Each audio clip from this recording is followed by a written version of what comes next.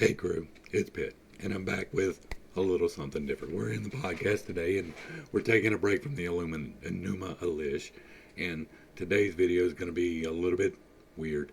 I have been asked in two separate ways to discuss my revelatory experience when God revealed himself to me, and so I'm going to do that. I haven't really gotten into it in a video before. I've brushed against it. Talked about it briefly in several videos, but I've never really done a video on it. But in order to do that, I have to lay groundwork. So this is going to be a little long, and if you're not down with that, that's cool. It will also hit on some sensitive topics, and if you are sensitive, you probably don't want to be here. And so that's just going to be all the warning I'm going to give you, and we're going to dive into it. We're going to start with me, because this is what it's about, right? This is a part of my story, and I haven't gone into great detail about all of it, but I have touched on most of it. It is not unusual that I would be a seeker of truth and knowledge in God. The story of my life is rather tragic. It begins with molestation at the age of 5 or so and goes downhill from there. I was taken advantage of in many ways. I was sexually abused, I was physically abused, I was emotionally abused. I had a lot of problems growing up, and so it is not unusual that I would have sought God. As long as I can remember, I have been seeking God, and as long as I can remember, it is not set quite right with me. And my history, right? My mom was not religious when I was a kid, but my grandmother on my father's side was very much so. She was the type that read her Bible every day. She was the type that went to church twice, 3 times a week. And she went to different churches. She didn't just go to a denomination. So I got to go around places when I was there.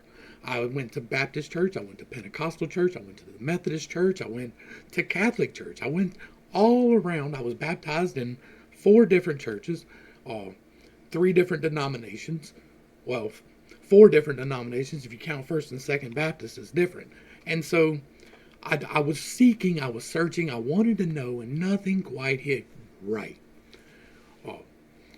And so I got rebellious, and I started seeking other paths. I went down the path of paganism. I was a practicing pagan for a long time.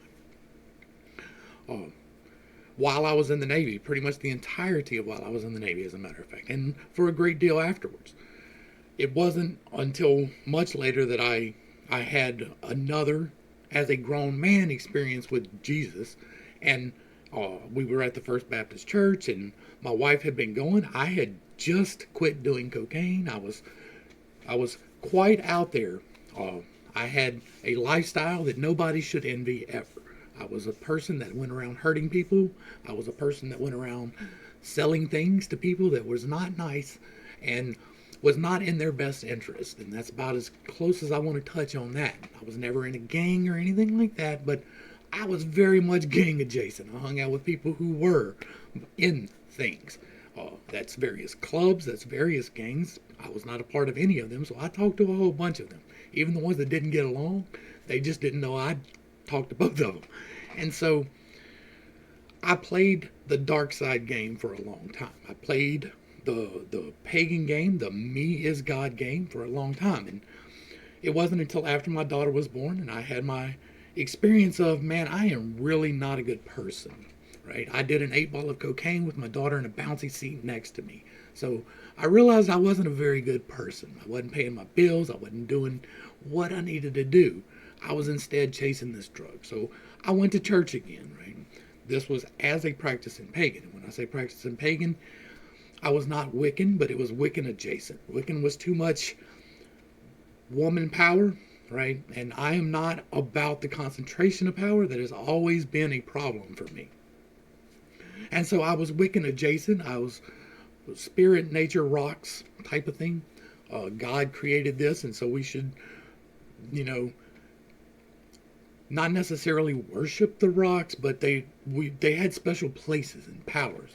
Now I realize that they are tools given by God and that we can use them, but they are to be used in the service of Him. And so regardless, I went to church with my wife after this incident with my daughter in the baby seat, right? And realizing that I wasn't a great person, that I wasn't doing what I needed to do. So I went to church, and I went to the First Baptist in Zachary, Louisiana. And I was not, it was a good experience in the fact that I got to know God through Jesus, right? I do believe that is possible, and that is enough for some people, right? If it is enough for you, then be blessed. It was not enough for me in the long run, but to get my feet wet and get back into where I needed to be, that was definitely what needed to happen.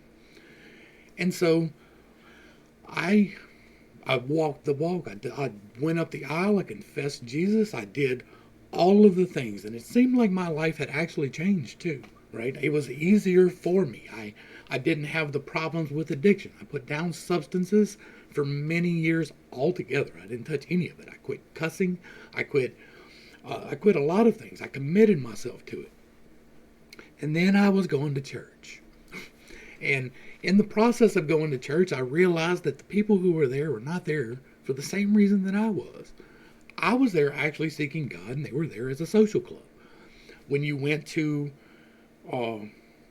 social gatherings that we would have as groups or Sunday school classes or the other different groups that met, you couldn't bring up God. You couldn't talk about Jesus. You couldn't discuss the Bible. And if you did, people would walk away. Nobody was there to serve the kingdom.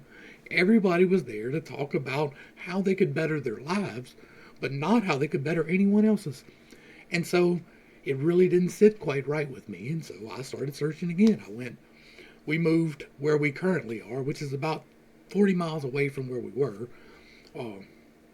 I think it's about 40 miles. And so we had to find a new church. We did, and we never found somewhere to sit in and get right. And so I took it to myself. I started reading the Bible. I didn't do that when I was a professing Christian. I didn't do that when my life was changing, right? I would read the verses that they gave us on Sunday. I would read the verses we got in Sunday school and at Wednesday prayer services and our fellowships. Like, I would read those verses when they read them, and I would read them in the context they were given to me. I had no spare thought about what was actually contained in the book. And then I started reading it.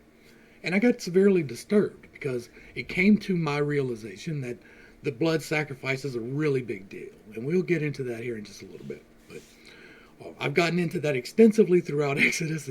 If you haven't checked out my Bible study, that is, it's Genesis starts in one place and Exodus winds up in another place, and we're just about to get into Leviticus, and it gets wild in Leviticus. Anyway, so through reading the Bible, I fell out with the church, period, the end, right? I was like, this is fundamentally flawed. I know some people don't like that, but it is true. The Bible itself is fundamentally flawed. There is something fundamentally wrong with it. It is starting in Abraham. Everything really past Noah got whacked, and nobody but Enoch was right. And so Enoch gets pulled up, and we're just left for ourselves. And the control and the narcissism contained was a big problem for me when I started actually studying the Bible. And I kept it to myself. But I started exploring other options, and instead of turning back to paganism or trying to find some other religion, I dove into God. I started looking for Him and what He actually wanted us to do. And when I say Him, I do not mean some dude sitting up on a cloud, on a throne, waiting to judge you. That is not God. God is all things. He is the creator, the sustainer, and the force of the universe that holds all things. He is the purpose setter. He is the sustainer of life. And He is beyond the concept of sex. It is not a dude sitting on a throne waiting to judge you. That's not what I read from the Bible, and that is one of the reasons why we do the Bible study. And so now we're going to back up just a bit. Before I got into the church, I was told as a practicing pagan, I had my first revelatory experience. At the time, I was in one of my periods of not doing substances, and I had been for a while. I was very sporadic with that, right? And I was in construction, so I was taking whiz quizzes and I was doing all the right things. I had been off of substances for quite a while. And one night, I had a revelation. I had a visitation. I had someone actually pop up to me. And when I say someone, it was not like somebody just sitting here. It was in my mind. And not just in my mind, but like I was awake. My eyes were open and I saw it. And it was a light being that whose face I couldn't make out, but they were very calming. It was an overwhelming presence of peace. There was no fear involved at all. And this being told me that I was going to spread the word of God. And I was like, yeah, okay. This must just be something in my mind. But it never went away. It is still very fresh in my mind. And one other thing that you need to know about me, right? If you're interested in what we're talking about so far, you need to know this. I have what's called aphantasia. It is not possible for me to visualize anything willfully on my own. You have to take my word for that. I can't show you that I can't do that. But most people, when you tell them to envision this, most people can.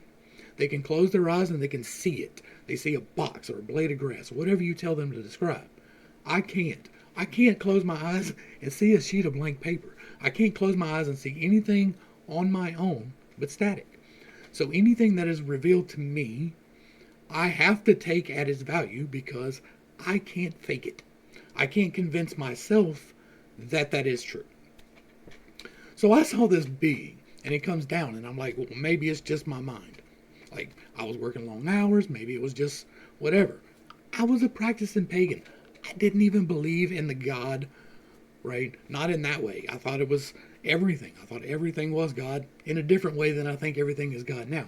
I thought that God was the stones and the trees and that we should worship them, kinda. Not really worship them, but like, I talked about that already. And so, then I had my Jesus experience, right? And I was like, okay, well, when this angel told me that I was supposed to speak the word of God, I thought that it meant that I was supposed to do this for the Baptist church, because it wasn't long after that situation that the situation came up with the cocaine. It was about 6 months to a year, right? I finished that job, I did another job, and then I started getting wild again. And so after the Jesus experience, I was like, well, that's what was being said. So I dove into it and I started trying to become the Baptist that was going to be a preacher. I started looking into seminaries. I started looking into going the conventional route and doing that. But the fellowship thing really threw me off. And the fact that, here's one for you. The fact that the pastor and the music director at the church were telling racist jokes really threw me off. And so that really broke me away from the Baptist church there and sent me on my own path once I got here, because it was repeated out here, like that pattern of the leadership not being leaders was a problem for me, right? If God has appointed these people, then they should be who we look to. And if they're making racist jokes, then we've got a problem. And that was before I even had my "we are all one people" revelation, right? That was before I even understood that every race is just God's children. He created each and every one of us, and He sets the melanin tone in your skin. So it is not up to me to judge you for that. I wasn't even on that page yet, and it still set wrong with me that these pastors were doing it. So when we left there and we came here and I found the same thing here, that was a sign for me to break away and to find my own thing. And so I dove into God and I started reading the Bible and I started doing prayer and meditation. Now, prayer is when you talk to God. It is when you express your will, your desire, your wants, all of the things that you think that you need. All the things that you are calling into your path, that is prayer. Meditation has been given a very bad rap in certain circles because they think that it involves invoking a snake in the Kundalini exercises, or that it's some kind of yogic practice that has to be done by Buddhists or by the yogis or whoever, right? And that is not true. Jesus meditated. He tells you to meditate. And so if you're not following meditation, then you're not doing it right. Meditation is shutting up and letting God talk to you. It is sitting there and waiting to see what he wants to tell you. I did that, right? I would do my prayers and then I would sit in meditation. I would do my earnest best to still my mind with no thoughts whatsoever. And with practice, that is an achievable goal. That is something that you can do. That is something that I can do. That is something that anyone can do. There is nothing that I ever talk about that is beyond your capability. Every single thing that I ever talk about, there is no secret knowledge. There is no anything of that nature. Like, I'm not some Gnostic saying that you have to join my club to get anything. That's why I freely offer everything that I talk about on the internet. And so I started my meditative practices, and I had a revelation.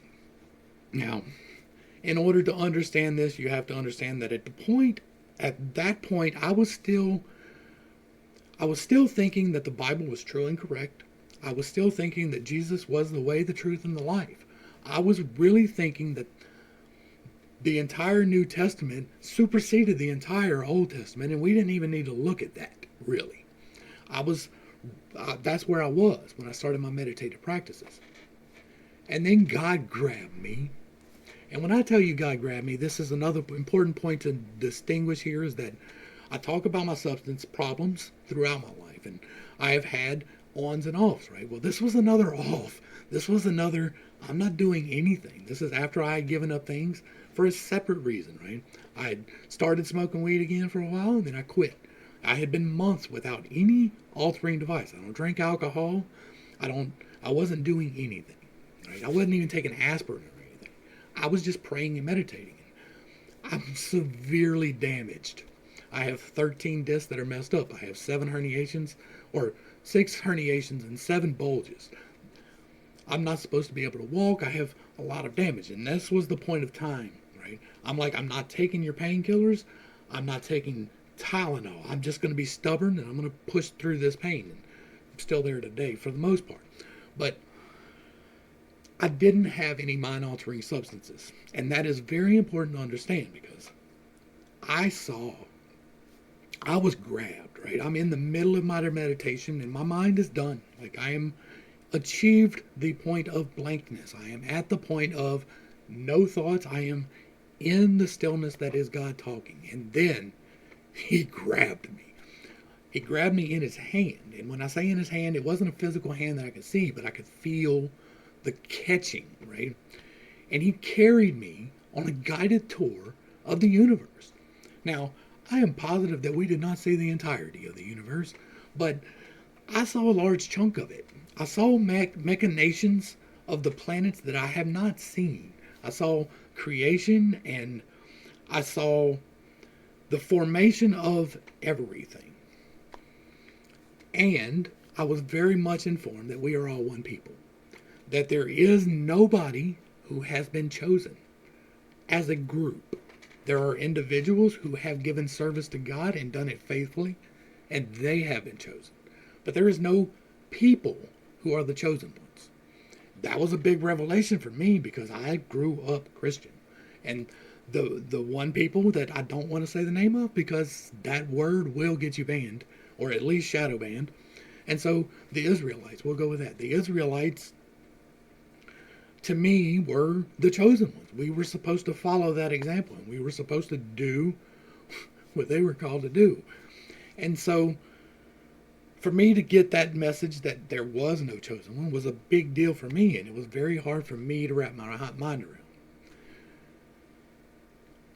The guided tour was a big deal too, because once again, I have aphantasia. I cannot convince myself that I did that for myself. It's not possible. Right? I have tried. I got in trouble in 3rd grade. I remember so very clearly, Miss Scott, in 3rd grade, we were supposed to do an exercise where you can visualize, right? We were supposed to visualize, and I was like, Miss Scott, I don't see nothing. And she was like, quit lying. And like, I literally got in trouble for telling the truth in 3rd grade about not being able to see when I close my eyes. And it's been a lifelong thing for me. I cannot visualize. I have a spatial recognition where I know where things go, how they are supposed to be. I am a creator. I've written books, I've written songs, I've drawn art, all of these things without a mind's eye. And so for me to see with my eyes closed was a new experience for me. It was something that I had never had before. Now, I'm not talking about dreaming. I was awake. I was fully cognizant. I was able to ask questions and move, right?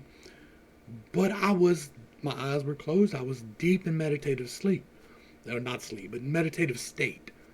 And so for me to see these things was a big deal. And to see these planets in motion, and for him to describe to me, not in so many words, but in a sense of feeling, right? There were auditory words, but really for the most part, those have kind of quieted down in my memory. But I remember, like, it's still vivid to me today.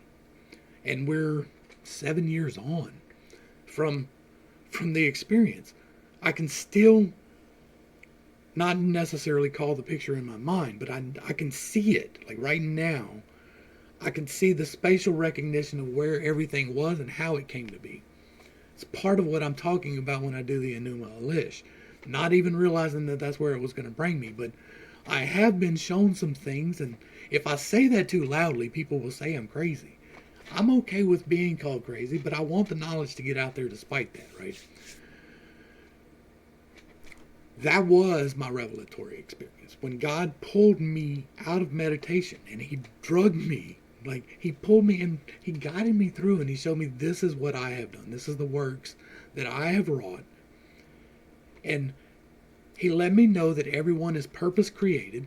He let me know that everyone is from him. I grew up in a racist household. I've talked about that before. I'll wind up talking about it again. I was not necessarily a good person in many, many different ways. And this experience took that from me. Like completely stripped it out of me. Like overnight, in one sitting, it was just pulled out of me to judge somebody based off of melanin. To judge somebody based off of their religion even. Because not only do I still believe that you can find God through Jesus, but I believe that you can find God through Muhammad, you can find God through Buddha, you can find God through the Bhagavad Gita, through the Enuma Elish.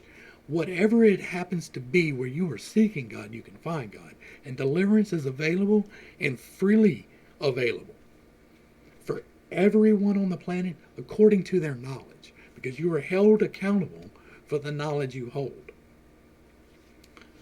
I've had other meditative experiences, none of them to that degree, but in my other meditative experiences, I have seen things. And again, that is extraordinary for me. Like, it is a confirmation for me when I see these things. Because I can't, right? And one of the things that I have seen has been a tablet with markings on it that is green, and is not what we think of when we think of the tablets of Tehot. That was told to me, right? 7 years ago, before I heard anybody else say Tehot or Tehote, or everybody back then was calling it Thoth. And I didn't know any different. I was like, whoever Tehot is, but like, this is not the tablets of Tehot. But it is tablets. They are green, and I can't read them. They are in a cuneiform type, and I can't close my eyes after the meditative experience and see them to write them down. So I'm working on that, but it is one of those things. I've seen other things that are not necessarily relevant to other people. They are small revelations to myself of things that will happen to show me the path. I have asked specifically for very hard confirmations. And when I say very hard confirmations, I'm going to give you one example. I follow a creator on YouTube. I'm not going to call her name. I'm not going to tell you what it's about, but she deals with a very specific set of things. And she has never once talked about this other thing to the best of my knowledge. And I said, you know what, God? If this is the path that I am supposed to be on, I want this person to talk about this thing. And that day, within hours, that video was up. There have been a multitude of those instances. And when I say a multitude, I mean anytime I ask about my path, I get an answer. I may not always like the answer. I may not always jump with joy for doing it, because one of the questions that brought about this video was, what do you believe that is different? What are you saying that other people in other religions aren't? If you just start out in Genesis, I can understand that. But if you get to the end of my Genesis and you don't understand where what I'm saying is different, here it is. God created the heavens and the earth, and He is the only person that you ever needed forgiveness from. And the forgiveness that you are to give is your free and willing heart and service to Him. Your willingness to obey the laws that He has set forth. Not necessarily all of the ones that are recorded in the Bible.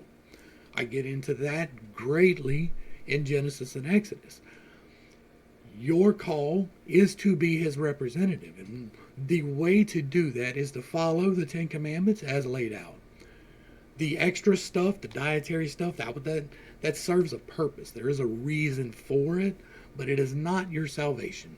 If you eat a piece of pork, you are not going to hell. If you eat a shrimp, you're not going to hell. As a matter of fact, when the Bible was began, they did not believe in hell.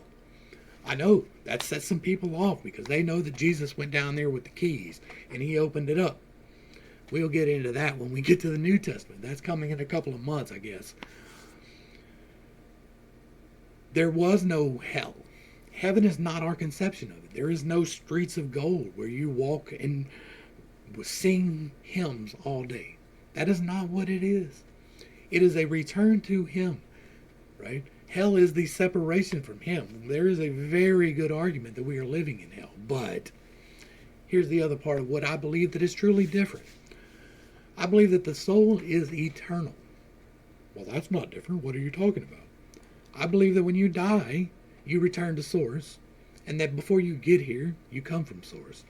And that when you were there, you were given, or chose, either way, a set of lessons to learn. My particular lesson to learn was how to get over being molested as a child, how to get over being abused as a child, how to get over all of the terrible things that I went through, how to overcome the terrible choices that I made because of those things. Those were my lessons. And every single person that I ever came in contact with has been put here to help me with those lessons, whether they're good or bad. The guy that molested me had a choice. I agreed. Here's a big one for you. I agreed prior to incarnation to be the temptation for that man. Now, he could have chosen to go the right route. He could have chosen to resist the temptation. He could have chosen to be what God called him to be, but he didn't. He chose to walk down the spiral, and his choice to walk down the spiral helped me in mine. But we agreed to that prior to. I agreed to be the temptation. And if he had chose not to, my life choices, for a large degree, would have changed. Some of them, what I call bottlenecks, would remain the same. It is impossible to understand what those choices might be in this plane, on this timeline, because I do believe that there are other timelines where the other choices did happen. And somewhere there's somebody out there named Pitt on a different plane in a different existence, on a different timeline, who was never molested and had a great life. And one day I will be reunited and I will get to see that experience as well as the one I went through. I believe that we are all, each of us, a divine spark. We have a very tiny little bitty piece of God in us, and that we are each seeking to return to Him. Some of us listen to that call, that return to me, and some of us fight away from it. You have a choice. I call it the spiral of choice. You can either choose to walk up the spiral, which is a harder choice. You can choose to walk up the spiral, and you can seek God and His will in your life and what He wants you to do. Or you can choose to walk down the spiral. You can choose to not resist the temptation. It is much easier to go down the hill than it is to walk up the hill. And even if you're not making choices, if you're merely maintaining, you are slowly but surely being drugged down that spiral. Because Not making the decision to choose God and to walk for God is making the decision to do the opposite. These are the things that I talk about here that are completely different than when you will hear in a Baptist church. I guarantee you, you will not go sit down in a First, Second Baptist church and hear this message. You will not hear this from Pentecostals. You will not hear this in a Methodist church. Maybe in a Unitarian, but not to what I'm at. Because there is sin. There is evil. There is the dichotomy. People don't like the dichotomy, but it is there. It is a real thing. It is a true thing. You have a clear choice to walk up or down. You may not always recognize that clear choice, right? Sometimes you think that it is perfectly okay to not intercede when you know that you should. That is a choice. You're not understanding you're making that choice. But you are making a choice to not intercede on the behalf of God. And when you make the choice to not intercede on behalf of God, that spiral turns up around you. And so you go down it by default. You allow the choice to happen in your life. I believe that we will all be returned when we leave here. I don't believe in the hell concept that we see in the churches today. There is no God is coming with a judgment and your sins will be judged in the manner that we currently conceive them. In my belief, I do believe that you are held responsible for your choices. That is a whole different thing than being burnt forever, right? That is a whole different thing than fire and brimstone. I think that what you get is you have to come back and learn them lessons again. That's what I think. I think that if you don't learn the lessons on this round, then you get separated from God again. When you get returned to God, if you've made the choices and learned your lessons, then you become part of God because you don't have the lessons to learn anymore. God uses us because He is too big to experience what we do. God is everything. So how does He experience pain? How does He experience loss? How does He experience grief or joy? How does He experience that? He experiences it through us. That is why we are here. That is why we are divine manifestations on this plane and this planet. That is why we are here to interact with other people and raise them up and show them the light and the truth. That is what I'm doing. I was asked, why are you concerned that people would take defense to this? Because what I am saying is going to break the Bible. Like, I understand that some people will absolutely refuse to see that, but for the people who need to see that, I am here to break it. That is not to say that there is no truth in the Bible, but it is to say that it is not the infallible, incorruptible Word of God. It has been both intentionally and unintentionally mistranslated many times. There are great discrepancies in the things that we are taught and the things that are actually contained in the book. That is why I'm doing a word-by-word reading of it. That's why I spend so much time in the actual books. That is why I spend so much time focusing on the things that I read and pointing out the contradictions, because I do point out the contradictions. That is what I was literally told to do, right? Of the few auditory things that I have heard, I have been told to do this, to go through and point out the inconsistencies, the lies, and the narcissism that is intrinsic in this book. I say that most biblical scholars agree that Moses may have written the book, but probably not, that it was probably after him. Like, I say all of these things because I try to be as broad-based as possible. Abram was a terrible person and was not worthy to be chosen for anything. I get into it in Exodus, so I'm not going to, or in Genesis, so I'm not really going to dive into it deep here, but he was no example for people. And if God chose to choose that man to be the example, then we have a serious problem. I get into Exodus how we are worshiping the wrong entity in Christianity. And that is not even talking about Jesus. Anytime that there is a blood sacrifice at all, it's the wrong entity. Anytime that somebody makes a blood sacrifice, not just human sacrifice, but blood sacrifice, the spilling of blood, anytime that happens in the service of a God, it is the wrong God. Every single instance of it. I have not dived deep into this yet because it's coming in the New Testament, but I believe that Jesus was a man who saw a chance to end something and took it. I think he was a very well-educated man. I think that he had suffered a great tragedy in his life, and it caused him to have a revelatory experience himself, and that revelatory experience led him into his ministry and beyond. We will get into that greatly when we get into the New Testament, because I don't believe that Jesus was a divine Son of God. I do not believe that.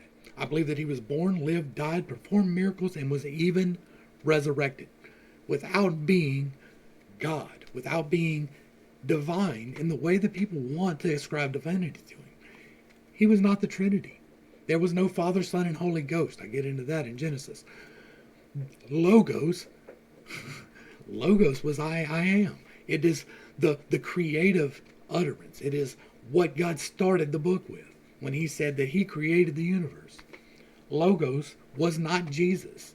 And anybody who tells you that it was hasn't read the book right. That is where I'm different. That is where what I am saying causes me a little bit of distress even now. Like, I know I'm on the right track now, and so I don't get distressed like I did when I started in Genesis, right? When I started in Genesis, I was very much concerned, right? Like, I started thinking one thing, and it was different when with other people, but it was nowhere near where I'm at by the time I get to Exodus, right?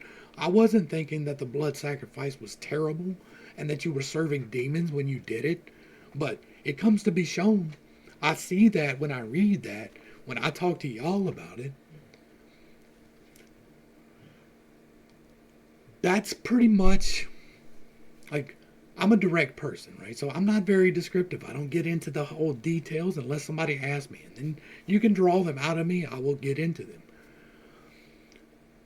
I don't ever want to mislead somebody. That's why I start off by saying that if you're firm where you need to be, then you don't need to be here. If you are not seeking and searching, you don't need to be with me. Go be happy in your religion, because you can find happiness and salvation in whatever religion you practice. Whatever religion you practice, whatever religion you practice. If it is good, holy, just, and true, right? If it is telling you to kill somebody, it is the wrong one. If it is telling you to be violent, it is the wrong one. That does not say that you cannot resist. That does not say that you cannot protest, because I got those comments too. You are allowed to be resistant to your government. That does not mean that you need to go kill anyone, because you are forbidden from shedding man's blood. Except in extreme cases of self-defense, you should never spill the blood of anyone. And so, I am on a whole different kick. I am perfectly fine if I am the only one who is ever on that kick. My job is not really to even convince you. My job is to tell you what I've seen, what I've learned, and what I know. It is not to convince you. My salvation does not rest upon your conversion. Right? My salvation rests upon me being faithful to what I have been told to do. I've been told to read this Bible and to show the inconsistencies. I think I'm doing that. I've been told to go through and let everybody know that God loves them, and there was never an intermediary ever needed. Jesus did not need to step in to save your soul. He did not need to be the sacrifice, because there was never a sacrifice required. And anybody that has told you there was has been lying to you. The sin offering was wrong. We're about to get into that in Leviticus. The sin offering and all of the accoutrements therefore, terrible. Terrible. Now, I can almost justify them considering the level of knowledge, right? You were held accountable for the level of knowledge. And these people back then were coming from a terrible place, right? The things that were going on prior to them going to Egypt and while in Egypt and coming out of Egypt in the entirety of the region was not great. There was a lot of violence. There was a lot of conquering and slavery and all of these things. So it was not a great place. And so their level of knowledge required them to have a need simply for accountability reasons, right? So when they were told to sacrifice this because you did this, it was so that they would feel it. Because you don't always necessarily catch the moral feeling, but you catch that financial feeling. And for them, losing a bull is a big deal. Losing a firstborn ram is a big deal. Like losing your sheep or your fowl or whatever it is you're growing to eat, that's a big deal. And so having to give that up for sin keeps you from sinning. That's the whole point behind the sacrifice. That is it, wrapped up in a nutshell. It was never because the blood was necessary. It was to put a hurt on your finances, to hit you in the pocketbook and keep you on the straight and narrow. And if there was never a sacrifice necessary, then what Jesus did was not necessary, but it was needed. I get into that elsewhere, but it was needed because since Jesus did what he did, millions upon millions of people have come to know God in a very real and true way. But also, the religion has been corrupted way beyond its means. What is currently going on with the Roman situation is not at all what Jesus told you to do. Every single thing that Jesus said, they took and went the wrong way with it. All the ceremony, the dressing up, the exalting of people, this confession of sin, all of it was not needed. It was necessary because some people need that punch in the pocketbook. And the church is good for hitting you in the pocketbook. They are good for taking your assets when you do wrong. They are good for persecuting the hell out of you if you don't believe. And so they did allow people to come to God. Just they made it way more difficult than necessary. I believe that Jesus was a man, and as a man of the Israelite nation, he would have been required to get married in order to be at all listened to in the community. He would have had to have at some point be married. He could not make it to 33. He couldn't. He couldn't make it to 30 and not be a married man and be respected at all. Be listened to at all in there. I personally believe, with absolutely no evidence whatsoever, that he was married and that there was a great tragedy where he lost it. And because of that, he had his revelatory experience and went forth to put an end to the blood sacrifice. Jesus came and he tried so very desperately all throughout to say, hey, every single thing that I can do, you can do it too. Yeah, I am the Son of God, but so are you. You also are the divine spark. You also can do these things. Ye of little faith, why do you doubt? Do you not have faith the size of a mustard seed? Cast that mountain into the sea. All of the miracles that Jesus did and sent his apostles to do, you can still do today if you have the faith to do them. Now, I say that knowing full well I'm not walking on water. I am far from a perfect human being. Very far from it. I seek earnestly my God's face every single day. I pray for my people. I pray for everybody I don't like. I try. I believe that Jesus came to put an end to the blood sacrifice. And what did we do with that? What did we do when Jesus said, stop? We made a whole ceremony about eating his flesh and drinking his blood. We took the blood sacrifice from a literal thing into a metaphorical thing, like that was good. We are still feeding the energy. If you were imagining that this wine is blood, it is the exact same energetically as drinking the blood. And I know that for Christians, they're like, well, yeah, the blood washes you clean. But no, it doesn't. The only thing God ever required from you was your willing heart. David told you that in Psalms. I will be getting into that greatly, right? Genesis, Exodus, Leviticus, and Deuteronomy, for the large part, are dealing with how we got to be here, how the Israelites got free and became a nation, and then the laws that govern them, and the beginnings of their history. As we get farther along into the history, we will see that it has told us many times, you don't have to sacrifice to get forgiveness. Noah gave a sacrifice of thankfulness. When Cain and Abel made their sacrifice, one was a willing heart and one was a jealous heart. The jealous heart is the blood sacrifice. I'm getting a little bit off topic here, but hopefully not too much, right? I talked about my revelatory experience, and that is, I'm perfectly willing to discuss it.